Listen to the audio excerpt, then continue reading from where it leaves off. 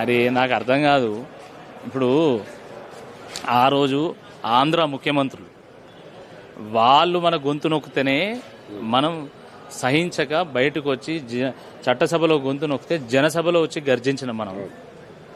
ఆ నేపథ్యం బీఆర్ఎస్ పార్టీకి ఉంది. ఈయన గడ్డం ప్రసాద్ ఏదో వచ్చి ఈయన ఏదో నేను ఈ గొంతు నొక్కుతా అంటే ఊరుకునేటువంటి పార్టీ అండి. నాకు అర్థం కాదు.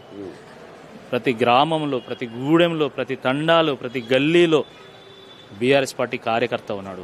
గుర్తుపెట్టుకోవాలి. ఒక కేసీఆర్ గర్జిస్తాడు. ఏది ఏమైనా తెలంగాణకు అన్యాయం జరిగితే నేను చూస్తూ ఊరుకోనన్నటువంటి కేసీఆర్ గారి మాటలు ఈరోజు తెలంగాణ ప్రతి బిడ్డ ప్రతి గుండెలో ఈరోజు నినదిస్తున్నాయి. తప్పకుండా తెలంగాణకు అన్యాయం జరుగుతున్నప్పుడు అది స్పీకర్ కావచ్చు, ముఖ్యమంత్రి కావచ్చు, మంత్రులు కావచ్చు, ఎవరైనా కావచ్చు, వాళ్ళ సోనియా గాంధీ కావచ్చు, రాహుల్ గాంధీ కావచ్చు, ఎవరు అడ్డం పడ్డా కూడా ఊరుకునేటువంటి ప్రశ్నే లేదన్నటువంటి వాస్తవాన్ని గుర్తుపెట్టుకుంటే బాగుంటుంది. Thank you.